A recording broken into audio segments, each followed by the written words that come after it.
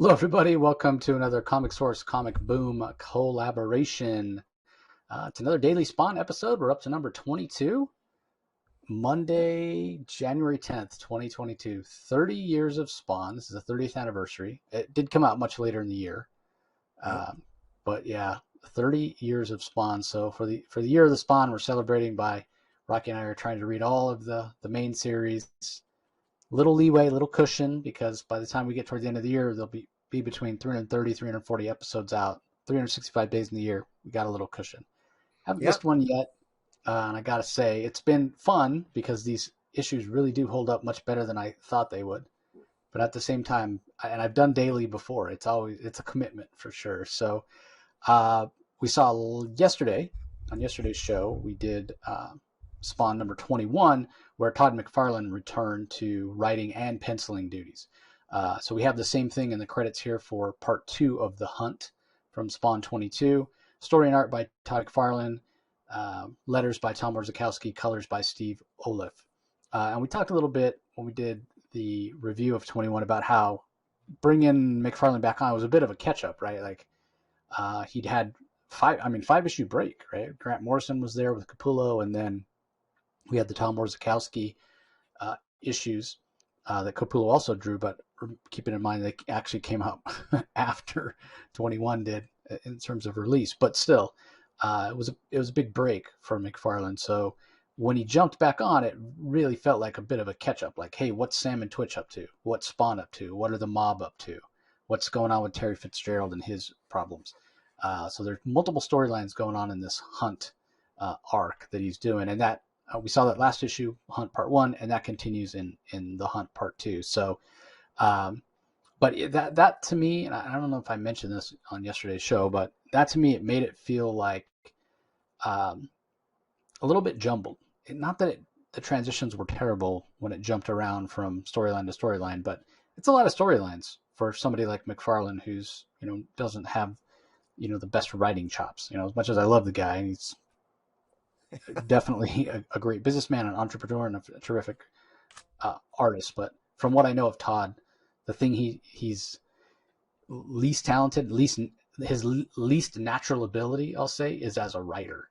But I did feel like that got better here in part 2 of the Hunt with issue 2022, or issue 22 rather. I don't know. It just felt like the story, the pacing flowed a bit better, even though he still covered all those same kind of storylines. What do you think, Rocky? I'm gonna disagree with you a bit. I actually thought it was. I was a little bit irritated here. I thought the exposition. I thought the exposition got really really heavy here, and That's fair. uh and but I mean, again, it's you could still. It's almost as if, in the previous issues we've reviewed, McFarlane has allowed other writers to come on board to write the story and build a mythology of Spawn for him. In what is it, 7 or 8 previous issues. It's almost as if McFarlane came back and he felt he had to make up for it, and he forgot.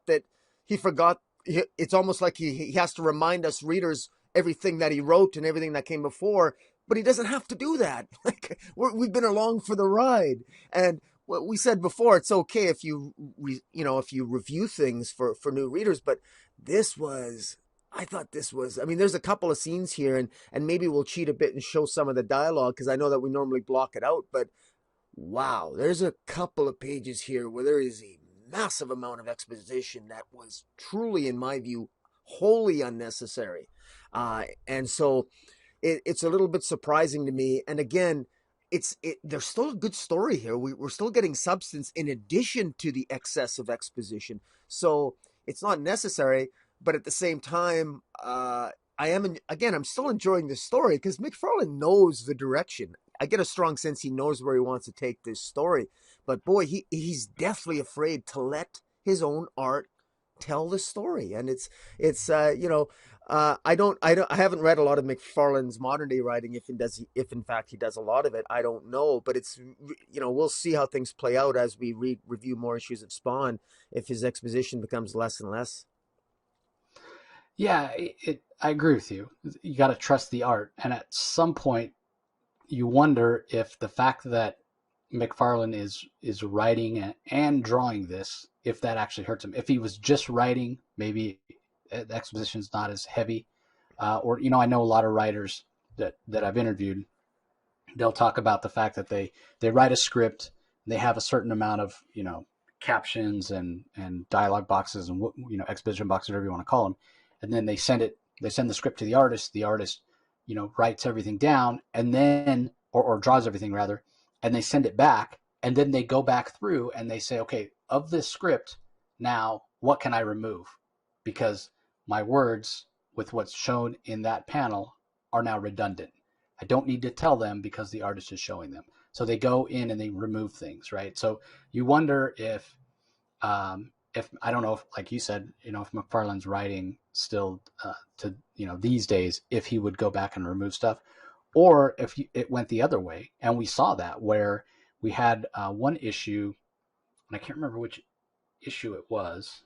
Maybe it was the Dave Sim issue where McFarlane did the art but didn't write it, and we talked about how it felt like it was some of the better art from McFarlane up to that point. And I know that I wondered if it was because he didn't have to write it, also he could just focus on the art. So but you're right, this is a heavily expositional issue, and I've actually read the next two, and I think it's 24. Just wait. I know you haven't seen it yet, Rocky, but just wait till you see the first page. If you think this is expositional, well, I've read 23 already, and there's a couple. It's like, holy moly! It's like one page. It might as well have been a page from a novel.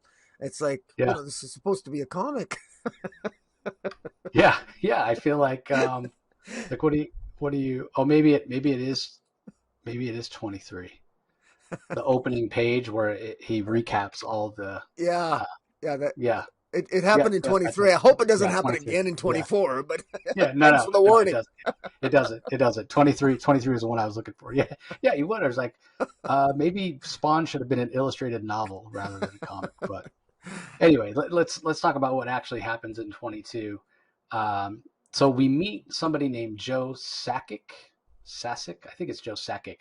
And basically he's an accountant for the mob, and he's going through and talking about getting the books right for, and I think this is the first time we hear Vito Gravano referred to as Tony Twist. We've talked about the Tony Twist lawsuit before, and it's kind of strange. Like, I don't know why. I mean, bad enough McFarlane got sued and had to pay $5 million. So the settlement was actually $15 million. I don't know if we mentioned that, or the judgment was $15 million, and there was appeal, and they eventually settled it for $5 million.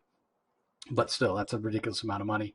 And I'm not saying that McFarlane was right or wrong or whatever. I'm just saying that's a ridiculous amount of money.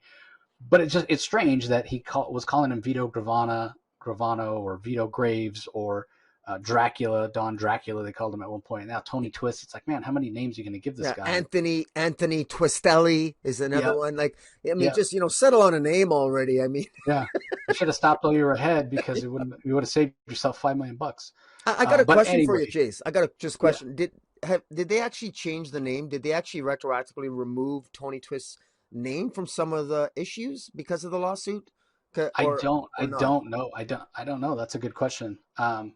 But I did what I did see regarding the lawsuit, just to go on another quick tangent here. Apparently, the lawsuit took place in St. Louis. I guess that's where Tony Twist was playing for the St. Louis Blues at the time, where he filed suit. And apparently, one of the lawyers for Tony Twist, like, their law firm had a bunch of the evidence still, like a complete run of Spawn. I think they said from issue 1 to 172, and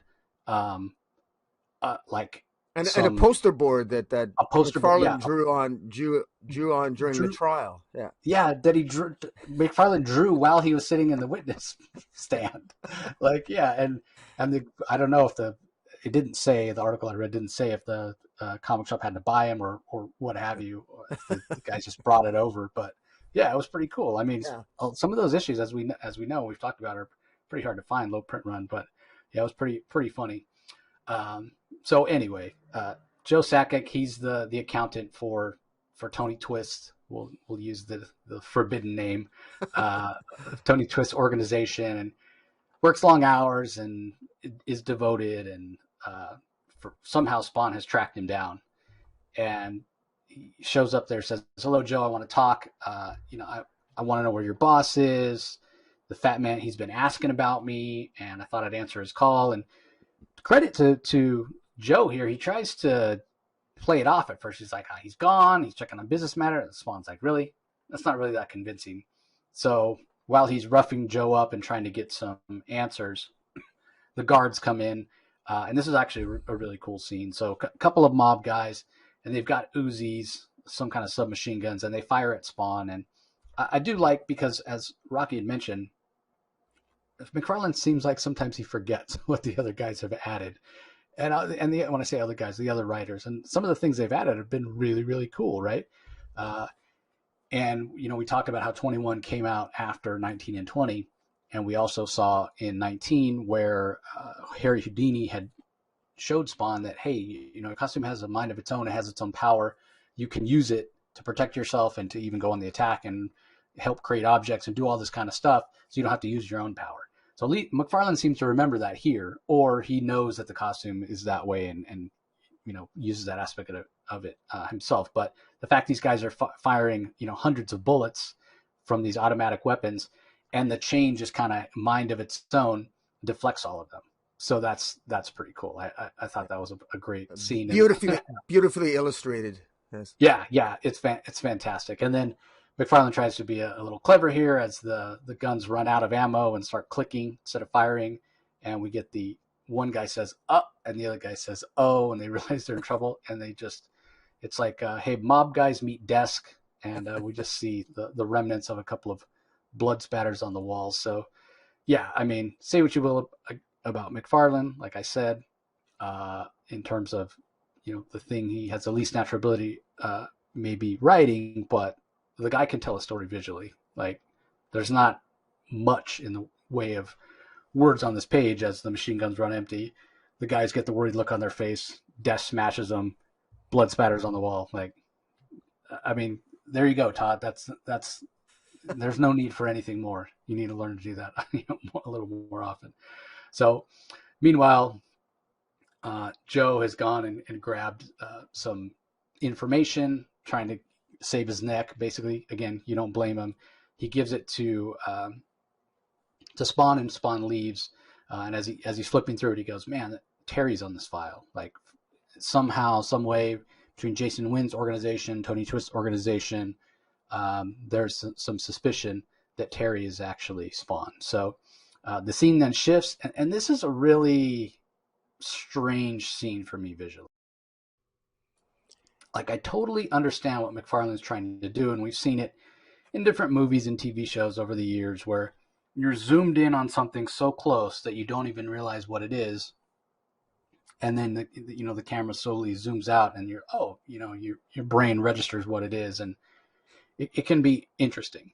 I don't know that it works that well with static images in a comic, because you sort of can't focus. I mean, maybe digitally it would if it was panel by panel, but you sort of already realize that it's a fly when you're looking at the pattern, sort of the pink and bluish, just based on the fact that your brain and your eyes take in the whole page at the same time. Yeah. So I give him credit for trying. But I just want to add, though, what's funny, though, is that it's not just a fly. It's a fly that's on a donut with pink glazed dressing being eaten by Sam.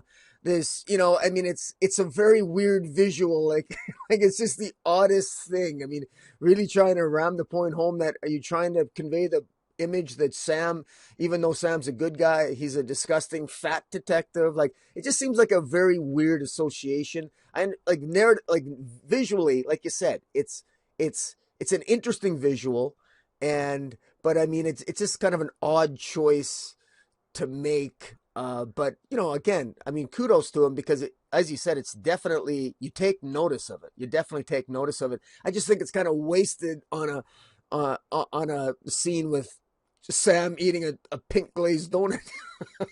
Yeah, well, I mean, I think that McFarlane was trying to be, and again, this would work better in a movie or TV show if you did this. Like, oh my God, that guy. I mean, Sam doesn't realize there's a fly on his donut as he goes to take a bite out of it. And So if you did this in a movie or TV show and the fly was on the part of the donut they're just about to take a bite of, you would think, oh my God, he's about to eat a fly. Oh my God, that's so gross. That's what Yeah, you would think.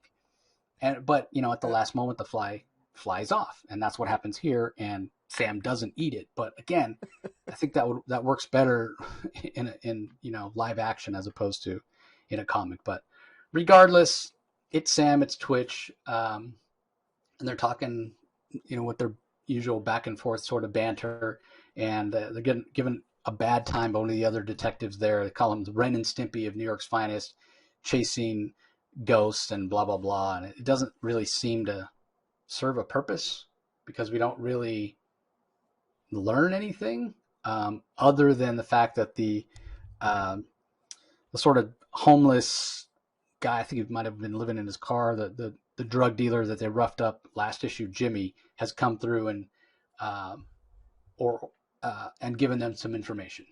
But other than that, we don't really learn much, and we don't even learn what the information is. Now, the next page, I think, is the page that Rocky was talking about in this particular issue, where, yeah, this might as well, like, this is an illustrated novel at this point. This is prose at this point. This is, not the most detailed piece of art. Not that it needs to be, it serves its purpose, but it's just a wall of text. yeah. And maybe it's necessary. There is a lot of information here. Some of it is very repetitive. Like, we already know this is Jason Wynn. If you've been following along, he was missing for 2 days. You know that the government doesn't trust him anymore. Like, this is all stuff that we know. Again, there's not a whole lot here that we learn. It's all sort of just a reminder. And we're reminded about the Spawn stealing the ordnance. We're reminded that Terry Fitzgerald's investigation came back clean, but Wynn's going to pin everything on him anyway. So, yeah, I mean, not only is it a giant wall of text, it's all sort of repetitive and in a way unnecessary. So, yeah, it can be frustrating. Yeah, and Yeah. it goes out of its way to sort of tell people, yeah, this is guy that Jason Wynn. He's just as he's akin to like Herbert Hoover, or pardon me, J. Edgar Hoover of the FBI, and the comparisons, and it's really trying to prop up Jason Wynn, and it goes out of its way to try to explain the fact that he's been trying to blame Terry Fitzgerald for the security breach at the neglected upstate armory, where there was missing ordnances and weapons that Spawn ultimately ended up using to defeat Overt-kill. And we kind of all know that, but this is just like, this was completely unnecessary. It really was unnecessary. And the central mystery here was, it's still, we've gotten no farther. We never got into the mind of Jason Wynn. We still don't know why he was returned, from the Angel satellite, because he was anti-Spawn. There's no mention of that, and it's surprisingly frustrating. And then to all this, to the point that at the end of the exposition, the point is that says, they say these are the reputation and power. These are the building blocks of madness. Well, I guess, but yeah, but is Jason Wynn? Well, I guess we know he's power hungry, but how much does this point have to be rammed home already? It's like, to me, this was a wasted page. We didn't need this. Yeah, I agree. Again, great for somebody who doesn't know what's been going on. Great to bring them up to speed. But for somebody who's been reading, yeah, we know all this. And in a way, by being constantly reminded of it, it brings kind of the lack of verisimilitude to it, Yeah. because we're being constantly reminded that Wynn was missing for 2 days. His government doesn't trust him, but yet he's one of the most powerful guys in the intelligence arm of the U.S. So you got to think, okay, well, until you get some answers, why is he allowed to be in charge still? Yeah. You And know, how you're, smart you're can he be? How smart can he be if he can't? If I mean, a strange way of putting it, but how smart is he, or how intelligent is he really, if he can't even frame a guy like Terry Fitzgerald, who literally has done nothing? Terry Fitzgerald has literally done nothing. He hasn't actually actively done anything to impact any of the central narratives. He's just been sort of a guy who's loving his wife Wanda and commenting occasionally about Spawn, or I mean, or about his pal Al. And so it's the oddest thing. It's like, per Terry Fitzgerald, he's being set up. And the odd thing is that everyone who's investigating him is finding him innocent. Even Jason Wynn's own men keep finding no evidence against him, and yet they keep going and threatening him, but yet can't find anything against him. It's the oddest thing. You would think that in a massive organization that Jason Wynn, if he controls the entire U.S. government intelligence operations, you'd think he'd find an easier scapegoat than Terry Fitzgerald, a guy who's squeaky clean. You tell me you can't find somebody else who's not squeaky clean? Yeah, So that, like I said, criminal, criminal, foreign operative, something. Something. We are told in the next page though. They've turned on one of their own. The accusation comes from so high up it's going unchallenged. Meanwhile, concrete evidence is being manufactured to answer anyone's questions. So he obviously is planting evidence. We don't know exactly what, but yeah, I mean, these are supposed to be. We're also constantly told that he's head of the U.S. Security Agency, which is the highest level of government or what have you. Only answers to the president and the Joint Chiefs. So I got to think in order to work for him, you got to be pretty competent. So if it's manufactured evidence, the investigators aren't good enough to realize it's manufactured evidence. So again, like, harping on these points brings into the fact that there's some plot holes here. So he needs to stop bringing it up constantly. But anyway, Terry's at his desk. He's writing a report for what happened in issues 19 and 20. Why he has to write it in Russian, he complains about. Like, why would you be writing a report for a field report for something to happen and then have to put it in Russian? That doesn't make any sense either. That makes no sense. I guess to make it easier for Russian spies to read it when they steal it. I mean, exactly. So as he's doing that, there's a scream from the outer office. It's his secretary. Somebody has very subtly sent him a box with a rat in it that has a knife stabbed through a note into the rat's belly. It says, "Dear Fitzy, you're a dead rat." And the secretary's like, "What does it mean? Can you read? What do you think it means?" They think he's a rat. Like, and he's like, "No, Julia, don't worry. I'll take care of it." Blah, blah, blah. Like, man, you are one dumb lady. Like, what does it mean? It says right on the note what it means. Like, this is not subtle. It's a dead rat. It says, "Fitzy, dear Fitzy, you're a dead rat." Like, another just head scratcher. Yeah. But anyway, and at this point, Terry again begins to feel scared, it says. For the first time since the threats began, Terry's feeling scared. Really? Is this what it took? A dead rat? Dude, somebody's got it in for you. Yeah. Maybe you're not the sharpest knife in the drawer. Maybe you can, use the knife that stabbed the rat. But yeah, he's a snowflake. He's slow on the uptake here, Terry. Yeah. I'm sorry. But again, very, very typical McFarlane panel there for showing somebody surprise, zoomed in on the eye. Yeah. That's very wide open. So then we see Spawn, who is reading the report or reading the files that he got from Joe Sakic, the accountant of Tony Twist, in an alley. He's sitting on a throne, and I want to point something out here.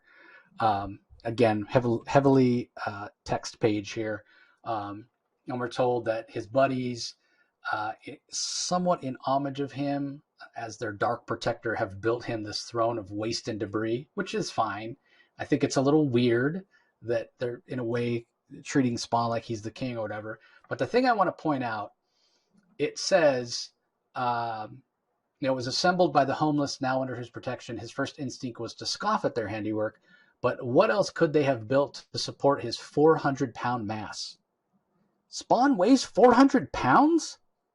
Yeah, like, I get that it's not his earthly body. We've been told that it's psychoplasm. Psychoplasm must be very dense and much heavier than human flesh, because even though it's not a real human body, like, we know he has a heart and, bones and whatnot, because we've seen that at various times in this series so far. So because his mind knows what a human body is, technically supposed to look like inside and be assembled, what the parts are and whatever, that his own mind has created this psychoplasm body to resemble a human body, even though it doesn't actually need his heart. as we saw when the Violator took it. But he weighs 400 pounds. And I also get like, okay, so add in some weight for the chains, I guess, and the spikes. But the costume itself, does it have a lot of weight? It doesn't seem to. I mean, when he jumps around, the cape goes flowing everywhere, has sort of mind of its own. But yeah, 400 pounds. I never would have guessed. Yeah. And why is it important? Like, why did McFarlane even go out of his way to point out that Spawn weighs 400 Well, pounds? I what's just thought funny? it was strange. Yeah, it is strange, and it also is. If I chuckle even more when I realize how much exposition we've gotten in these 22 issues. We're only finding this out now. Yeah. I mean, of all the times, I mean, you would have thought somewhere near the beginning, if when he was first became Spawn and woke up, you think that it made some offhand comment about his weight. Again, it's a minor point. It's just it's a nitpick, but like you said, I mean, you brought it up, and I noticed that too. It was like, geez, 400 pounds. That's quite. I would assume it would have to be. I'm just guessing it would be the cape. I would think, because I view this cape as being so magical and everything else, especially the way almost like Houdini sort of described it. And like I said, we don't know how much psychoplasm weighs. So you never know. Maybe Yeah. psychoplasm, it creates something. It has an additive weight to it factor, but it's interesting. Yeah, that's all I can think is it's got to be really dense stuff. But 400 pounds, I mean, that's a lot. And I know the cape is big, but again, it flows around like it's not that heavy. But regardless, Spawn apparently weighs 400 pounds. He might want to lay off the Twinkies. And we are told that he's grateful for the throne, but he's very uncomfortable with their devotion. But he considers them family and yada yada. So then the scene shifts back to Tony Twist and the scientist he has working for him. We know that he lured Overt-kill away from the mafia back in Italy to come and kill Spawn, and Spawn used the 2 ion cannons and took him out. But what we find out here, and it was mentioned last issue that Overt-kill was still around, we find out that Tony Twist apparently had the body moved to this secret laboratory to be repaired, and the scientist is talking about there's a few problems. We weren't able to completely wipe his old memories and whatnot, and Tony Twist is like, I'm not really concerned about his memory. I just need him to go tonight. And we get a full page splash with Tony Twist's usual grin that says, the other invite to I'm having a party basically, and the other person should be getting their invite to the party right now. Yeah. So by party he means sending Overt-kill out to take care of business. And again, he thinks because of information he's obtained from either directly from Jason Wynn, at this point we don't know, or he's got a mole in his organization, or just through contacts or whatever, that he thinks that Spawn is responsible. First of all, Tony Twist thinks that Spawn's responsible for all the deaths that were actually the Violators stealing people's hearts way back in the first few issues. And again, because of Wynn probably wanting Terry Fitzgerald to be the scapegoat and to be removed from the playing field, Tony Twist thinks that Terry Fitzgerald is Spawn. So we see Fitzgerald after getting the dead rat delivering his office. He ran home. He was worried about his wife and daughter when he got there. Then he remembered, oh yeah, this is the day that they go over to see Grandma Blake. So they're not even there, which technically Grandma Blake is not even, I guess it is. Amanda or Wanda's grandmother. For some reason I was thinking it was Al's grandmother. But Al's really close to her and went and visited her when, previous issues, and found out Wanda still loves him. So anyway, as Terry is sitting there, he peeks out his window. He sees the guys that are watching him, and it says 2 CIA people here, but in the next issue, they refer to him as FBI agents. So I'm not sure which agency. Yeah, it would have to be the FBI. I don't think it's surprising. I don't think McFarlane, I mean, I'm sure McFarlane knows, but the CIA is it's illegal for them to operate within the United States, so it would have to be the FBI. Yeah, but so this is probably a mistake that didn't get caught that they corrected in the next issue. But anyway, it's like they're parked right out front. It's obvious. They want him to know he's being watched, and so as they're sitting there, and as Terry's watching, 2 mob guys pull up, and this is the invite that Tony Twist was just talking about, right? Overt-kill needs to be in a certain alley at a certain time, and they want to be sure that Terry Fitzgerald is there as well. So the two FBI agents, like, wait, what the hell's going on? Is these two mob guys they don't even look around. They just pull up to the house behind another car and just jump out with these automatic weapons, like not the sharpest tools in the shed. So then what happens? Of course, Buddha, Buddha, Buddha, brap, brap, brap, as these two guys are exchanging gunfire. So Terry, in his infinite wisdom, decides, well, I got to get in the middle of this, right? And he comes out of the house with a gun. Like, why wouldn't you just sneak out the back door and let these guys shoot it out? But he's like, get out of here, just leave. And they both, they're more worried about Terry than they are each other. These guys don't really know. The mob guys don't know the FBI guys and vice versa. They're just following orders. But they know that Terry Fitzgerald is, a problem. So all four of them, both pairs, turn their guns on Terry, and he ends up having to duck for cover, which then allows the mob guys to take out the FBI guys. They yell, hey, Fitzgerald, we got your wife and girl. If you ever want to see him again, be at this alley at a certain time, and you better be alone. Now, then we get a couple of other big exposition boxes here that say, actually, what's happened is Grandma Blake and Wanda and Cyan are at the park. And if Terry's thinking that, hey, I can go and rescue them, and goes to Grandma Blake's house, he'll find it empty. And then he'll assume that these mob guys were telling the truth. Again, kind of unnecessary. It doesn't really, like, why didn't McFarlane just have them actually kidnapped, or use just say, hey, if you don't show up, we'll find them and kill them? I don't know. Again, it seems a little clunky. And it's also something that would not work at all in the day of, like, nowadays, modern times. Terry would just pick up the phone and call her cell phone, and be like, so anyway, Doesn't quite Terry work for runs. me to believe that Yeah, she's at the park with the kids while he's being shot at the house. It just, yeah, it lacks a little bit of that wonderful V word verisimilitude, as I yeah, love to say. But I guess we'll go with it. There's a lot of action here to enjoy, and great art. yeah. Fantastic art, but again, it just feels a little clumsy. And Terry knows he should stay there because he's got two dead FBI agents on his lawn, but obviously he's worried about his wife and daughter, and he's under all this pressure, and he knows, I mean, it doesn't look good for him. So he does what a lot of people would do, I think, and he runs. So meanwhile, we're told hours later, Spawn's chilling on his throne. One of his buddies shows up. Al, hey, Al, he's coming for you. He says to be over, and he gives him the same address. And Spawn's thinking, oh, so the files were correct, right? Overt-kill is coming, and Terry is there because the guy says, you better hurry because some black dude in a suit is in his sights. And that's when Spawn realizes that the black dude in the suit's Terry. Obviously, he wants to save his friend. He knows that Tony Twist thinks that Terry Fitzgerald is Spawn. So everything's starting to come to a head, as it were. And the guy even mentions Overkill by saying, I don't know who he is, but that guy's as big as a bus. And before Spawn just goes running off, he goes, thanks for the warning. I got a little help tucked away.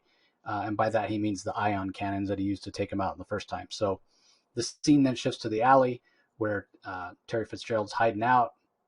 It doesn't take long for Overkill to find him. And as soon as Terry Fitzgerald sees him, he says, Wanda Cian, I love you, because he knows his number's probably up. I don't know. The way McFarlane draws it, Overkill's probably 4 or 5 times bigger, at least, than Terry Fitzgerald. So back in the alley, Spawn is digging through trash. Apparently he hid the ion cannons under every piece of rotten, disgusting piece of garbage he could to discourage people to go look for it. But he's got to hurry because Overkill's there, Terry is there, and he's got to find these cannons, these ion cannons. And as he's looking, all of a sudden we see the barrel of a very large gun pushed up against his temple, and we see a voice say, don't move. And it's Twitch, Detective Twitch, who's found him, with Sam right behind saying, great work, Twitch. And we're shown Spawn's current power level, which is 7864. And I could have sworn in a previous issue it was already down to 6, but regardless, I'm probably wrong. 7864 here. And the issue ends with a picture of Overkill with one of those trademark McFarlane grins. because time once again has become an enemy to Spawn and to his friends. So Yeah. Overt-kill threatening Terry, Twitch with a gun to Spawn's head. We don't know where Wanda and Sienna are. We're told they're at the park. I guess we'll see next issue. But yeah, that not again. Other than the gunfight between the two detectives, there's actually not much action here. Well, I guess Spawn takes out the two mafia guards right at the beginning, which is kind of fun. But again, we got a lot of setup last issue, a little more setup this issue. Last two issues of the arc are a lot of action. So I didn't mind this issue. Like I said, I felt like maybe because some of these threads, these four separate story threads start to come together, I felt like it wasn't so disparate as the first first issue of the arc. But there's still a ton of exposition and just those little weird things like we talked about, like the fly and Spawn weighing 400 pounds and the mob guys bluffing Terry Fitzgerald, basically saying, "Yeah, we got your wife and daughter," when they really don't. Well, Just well, some not only things are that, just weird.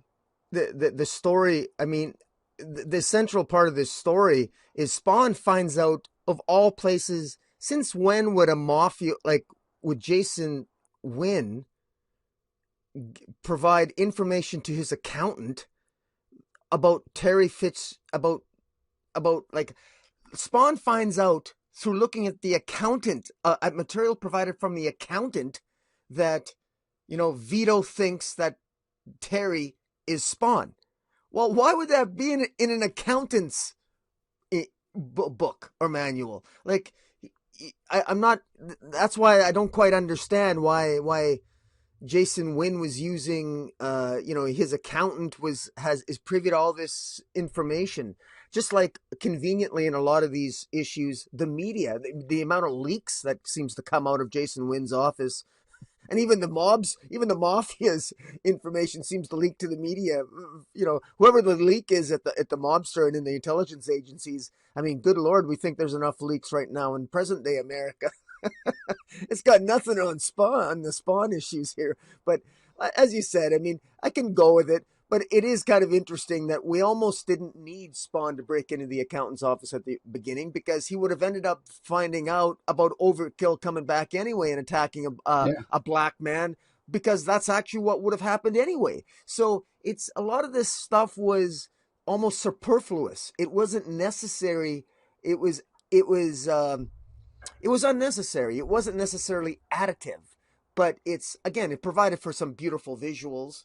But it was just, that's and again, I yeah. just, Again, it's just so much of it is just clumsy. yeah, Even to your point about why would those files have been there? Like, why would this accountant have files about stuff that doesn't have anything to do with monetary? We're even told by McFarlane himself that um, that the reason that Joe Sakic uh, does all this stuff, it works so hard, is all the pieces are relevant, and he's got access to every bit of data, and he does he manipulates them in such a way that everything looks legitimate. Maintaining that shell of legitimacy is a must. Information is gathered, organized, sanitized, carefully accounted for. An audit would show a clean legal operation. Well, if somebody comes in to do an audit and there's a file that's got all this information, the file you gave Spawn, then guess what? You wouldn't have gotten away with it. So, yes, like what actually happens in the story contradicts what McFarlane is actually telling us. Unless that file was hidden away in some way, but that's not what's shown. He just opens a filing cabinet and takes it. So again, we're nitpicking. Overall, the story's fun, and it's of its time, and it's of the '90s, and it's a little bit expositional, but it does have that fantastic McFarlane art. And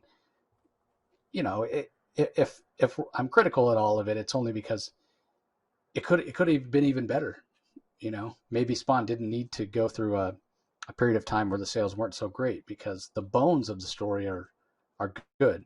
And I think McFarlane knows that he's not the most talented writer. That's why he's getting all these other writers to come in. That's why he didn't write every issue of the 325 or whatever we're on run of Spawn up to this point. So credit where credit's due. The guy knows that other people probably do it a little better than he does. But it is interesting enough, and I'm definitely curious to find out what's happened. Like I said, I've read 23 already, and I can't remember. I may have read 24 also. So I'm reading a couple of issues ahead because I want to know what's happening. So that's that's what you want out of a comic ultimately, to want to feel compelled to keep reading and know what's happening.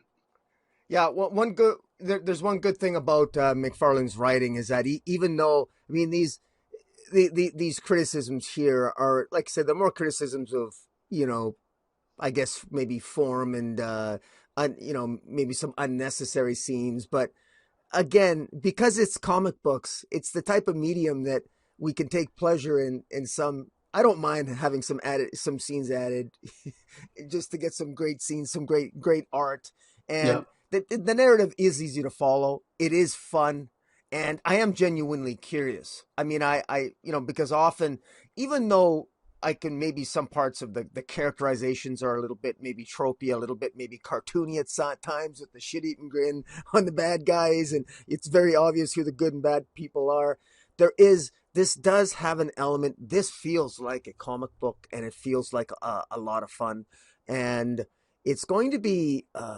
I'm really curious to see how this is going to evolve. I know I sound like a broken record, but and I'm even more curious when I think about the Spawn movie coming out, because I know McFarlane has, he wants more of a hands-on approach in terms, because he's directing it, is he not? Yeah. Yeah. Right. He's And so, directing. and now I got to admit that if he's directing it with the type of sensibilities he brought to these earlier issues of Spawn that he wrote, I'm not going to lie, I'm a little bit concerned, right? Okay, in Yeah. terms of, you He's know, never directed. He's a producer on it. I think executive producer yeah, probably, and obviously so that gives him some control over the script. yeah, And he's also directed, and he's never directed anything before. So, but yeah, it's his property, it's his baby, and I yeah, will say this. I will say this: if it's not a good movie, it won't be he because Todd didn't care or Todd didn't pour his heart and soul into it. I agree You know, this 100%. Yeah. Yeah, he's going to work his tail off to try to make it good, and any failings will just be, lack of experience. So, I hope he has an assistant director or somebody there to, who has experience, and I'm sure he will, because he's a smart enough guy to know where his shortcomings may be, that might help smooth over any rough edges. So, I'm excited. I mean, Jamie Foxx as Al Simmons, it could work. Yeah. Yeah, I'll definitely go see it. Yeah, no, well, fingers crossed, because I'm definitely going to go see it, and it's going to be because by the time that movie comes out, you and I are going to be Spawn experts for sure, Yeah, and so it's going to be really, interesting to see if, because especially if he's going to be doing the layouts of the scenes and everything. It's always interesting. I love when I go to a movie. Those of us who read comics and go to the comic book superhero movies, I love when you have iconic scenes represented on the big screen, because it just, it's hard not to smile, because I feel rewarded for all those hours I have yeah, reading comics to say, oh my God, that was in a comic. I saw that scene in a comic. yeah, That's yeah. awesome. It's like, I saw that shit eating grin in a comic.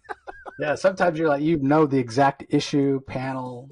Yeah, that's when it's really cool. So, Yeah. yeah, like if we ever got a real Crisis on Infinite Earths movie with Superman holding Supergirl, from Crisis 7, Yeah. the Oh cover. man. That Seeing that on the big screen, like I Fingers could die. crossed. Yeah, One day. could die a happy man. So, Yeah. all right. Anything else to add about 22 before we wrap it up, Rocky? No, I think we said it all. Looking forward to reviewing the next issue. Yep, definitely. So we appreciate you guys joining us as always. Don't forget, if you're listening to us audio only, head over to YouTube, do a search for Rocky's channel. It's Comic Space Boom !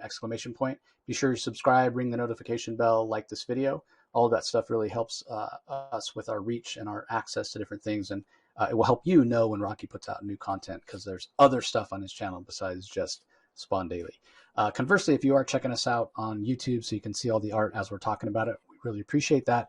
But don't forget to go to your favorite podcasting platform or app and do a search for the Comic Source and subscribe to the audio only portion so you don't miss out on any of our audio only content. So once again, really appreciate you guys joining us. Based on download numbers, you're really enjoying Spawn Daily. So we're glad you're all here to celebrate 30 years of Spawn with us, and we will talk to you tomorrow.